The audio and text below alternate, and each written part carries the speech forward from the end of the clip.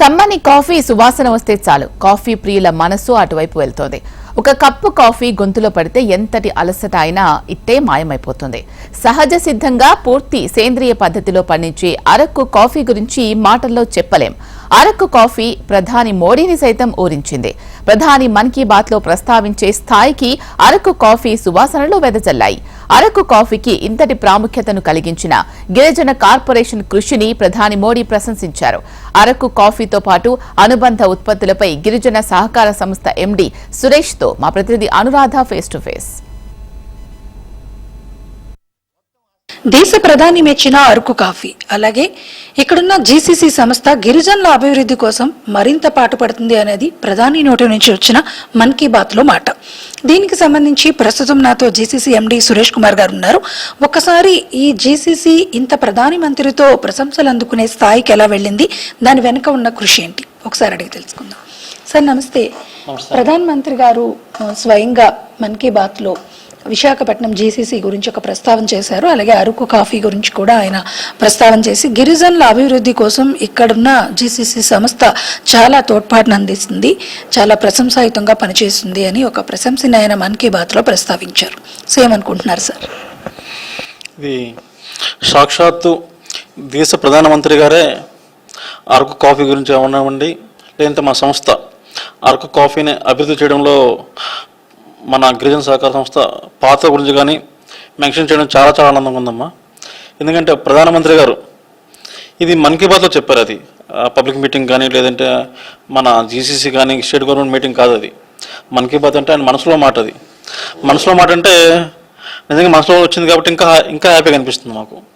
Really మాకు కానీ అదే గిరిజన సహకార సంస్థకు కానీ మన గిరిజన కాఫీ రైతులకు కానీ మన రాష్ట్ర ప్రభుత్వానికి కానీ రియల్లీ ఇట్స్ ప్రైడ్ మూమెంట్ అమ్మా. మాకైతే చాలా చాలా హ్యాపీగా ఉంది.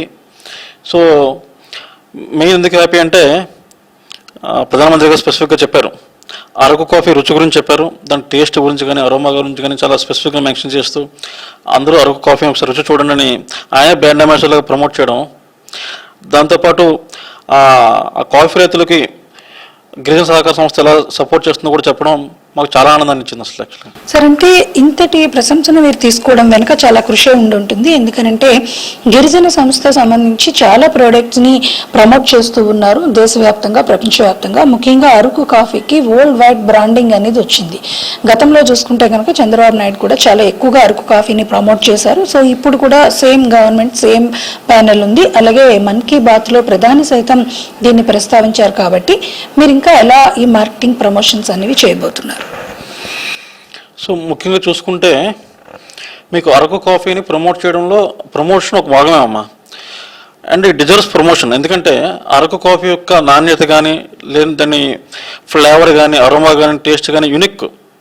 ఎందుకంటే 2 రీజన్స్ ఉన్నాయి. ఒకటేమో the climate where it is grown. ఒక 1100 మీటర్స్ ఆల్టిట్యూడ్లో గ్రో చేస్తున్నారు. అది కూడా ఎలాంటి క్లైమేట్ అంటే మీరు అరకు, పాడేరు, చింతపల్లి, జీకే వీధి ఈ చుట్టుపక్కల 11 మండలాల్లో ఇది గ్రో అవుతుంది, కల్టివేట్ చేస్తారు అరకు కాఫీని. అందరూ గిరిజనులే చేసేదంతాను. సో ఈ 11 మండలాల్లో వాతావరణం ఎలా ఉంటుందంటే ఈ ఆల్మోస్ట్ 25 degrees యావరేజ్ మెయింటైన్ అవుతుంది. సో ఆ వాతావరణం ఉన్నది ఈ కాఫీ కల్టివేషన్కి చాలా అనుకూలం అది. సో అదొక రీజన్ మన కాఫీ అరకు కాఫీ యూనిక్ టేస్ట్కి. మీరు వేరే దగ్గర తీసుకుంటే కర్ణాటక కానీ మిగతా దగ్గర తీసుకుంటే అక్కడ ప్లేన్స్లోనే కల్టివేట్ చేస్తారు, హిల్లీ టెరైన్ కాదు. ఇంత మన అంత హిల్లీ టెరైన్, ఇంత క్లైమాటిక్ కండిషన్స్ ఫేవరబుల్ ఉన్న కండిషన్స్ కాదు. సో అదొకటైతే. ఇంకో రీజన్ అంటే మెయిన్ రీజను ఈ కల్టివేషన్ చేసేదంతా మన గిరిజనులు. మన గిరిజనులు అంటే మనకు తెలుసు, వాళ్ళు చాలా మంచివాళ్ళు, కలుషితం లేని మనుషులు. అదేవిధంగా కలుషితం లేని పంట పండిస్తున్నారు కాఫీ. సో ఎక్కడ అనవసరమైన ఎరువులు కానీ అనవసరమైన పెస్టిసైడ్ కానీ ఇన్సెక్టిసైడ్ కానీ వాడడం ఏమి ఉండదు. సో ఆల్మోస్ట్ ఆర్గానిక్గా అనుకోవచ్చు మనం. అండ్ మంచి మనసుతో చేస్తారు, లాభాపేక్ష లేకుండా, వితౌట్ ఎనీ కమర్షియల్ పర్పస్ లేకుండా చేస్తారు వాళ్ళు.